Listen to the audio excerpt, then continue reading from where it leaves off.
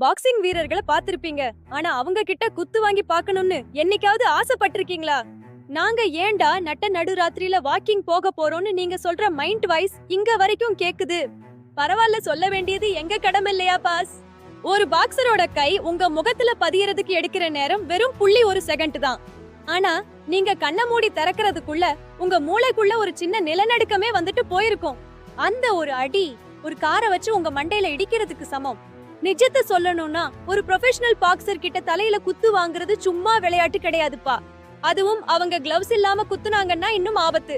குத்து விழுந்த அடுத்த செகண்ட் கண்ணு முன்னாடி நட்சத்திரம் தெரியும்னு சொல்லுவாங்களே, அது நிஜமாவே நடக்கும். மூளை ஒரு நிமிஷம் ஹேங் ஆகிடும். மண்டை ஓடு ரொம்ப ஸ்ட்ராங் தான், ஆனா அவங்க குடுக்கிற போர்ஸ்க்கு வீக்கம் வர்றது, ரத்தம் கட்டுறது சாதாரண விஷயம். சில சமயம் எலும்புல லேசான கிராக் கூட விடலாம்.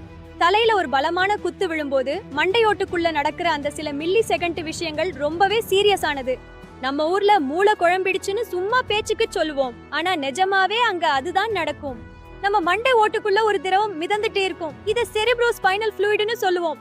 ஒரு பாக்ஸர் வேகமா குத்தும் போது அந்த வேகத்துல மண்டையோட டக்குன்னு நகரும்.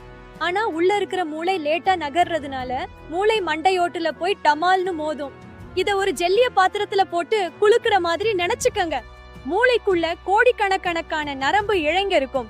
குத்து வாங்குற அந்த அதிர்வுல இந்த இழைங்க எல்லாம் ஒன்னோட ஒண்ணு பிடிச்சு இழுக்கப்படும். இதனால மூளை ஒரு செல்லுல இருந்து இன்னொரு செல்லுக்கு தகவல் அனுப்ப முடியாம திணறும். இதான் அந்த கண்ணு முன்னாடி நட்சத்திரம் தெரியற நிலைக்கு காரணம். அடிபட்ட அந்த நிமிஷத்துல மூளைக்கு தேவையான ஆக்சிஜனும் ரத்தமும் போகிற பாதையில சின்ன தடை உண்டாகும்.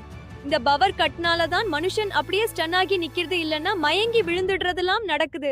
இதுதான் அழகுல மயங்கி விழுறதுன்னு நினைக்காதீங்க, இதுதான் பொத்துன்னு விழுறது பாஸ். என்ன பாக்குறீங்க?